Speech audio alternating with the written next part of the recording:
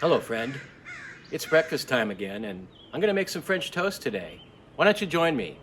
Who's the chef that you know? It's Chef Bill. Okay, so what we have to start with today is some bread. I like to use the older end of a baguette. You could use whatever type of bread you have.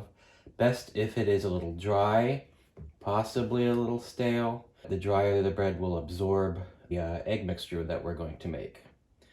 So to start off, I'm going to cut this bread on a bias. Exposes more of the bread surface.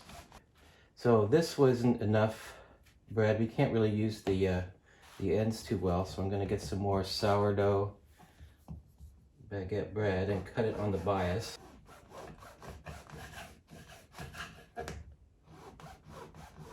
So that's about what I want for my French toast. Take 2 eggs here and break them into a large bowl.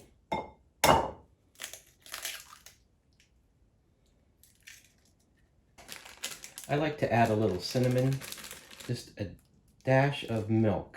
The reason I do that is because I like to cut the egg. It becomes very clumpy and very sticky. If you put a little liquid, either water or milk, into your egg wash, it'll flow a lot better. The thing about putting milk in is that it could scorch. It could make these burn more. So we're going to have to watch the temperature when we cook them. Okay. I'm going to put in a little sugar, probably about a teaspoon or 2 teaspoons of sugar, a bit of salt. That will give the flavor a good balance. So I'm going to be using my Lodge cast iron pan, and it's going to be good for our French toast. I'm going to get it heated up good, but I do not want this to get too hot. I certainly don't want to scorch the French toast. So what I'm going to do is keep it on a medium to low flame, but wait until it gets warm.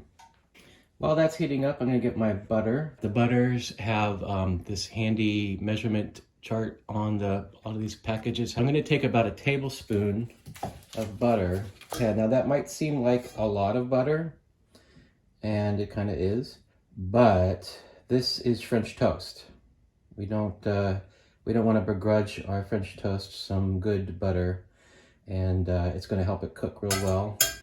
Okay, we got our butter melted. But again, we don't want it to be real high. It's a medium-low heat. We'll do that.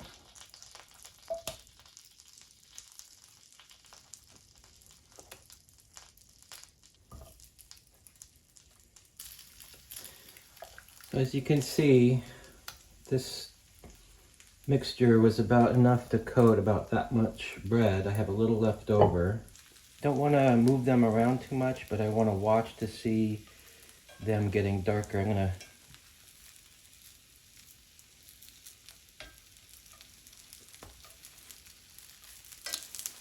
Okay, so it's light brown.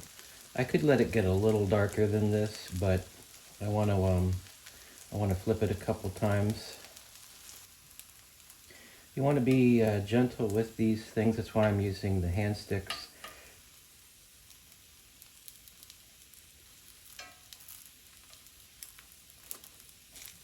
So they're getting nice and brown. That's about as brown as I want to let them get.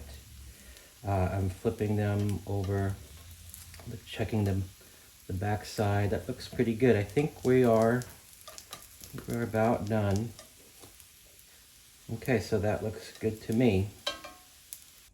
Okay, I got my French toast plated up here. Now this last step isn't necessary, but I love to do it. It involves some confectioner's sugar or powdered sugar. You might have this around. If not, it's okay. You could just top this with some maple syrup. Now what I have here is a very fine mesh sieve. Now I just put about half a tablespoon of the powdered sugar or confectioner's sugar in there. And just very coat the slices with this. See, I only needed a tiny, tiny bit. And here it is, French toast. I really enjoyed making French toast with you this morning. I hope you liked it too.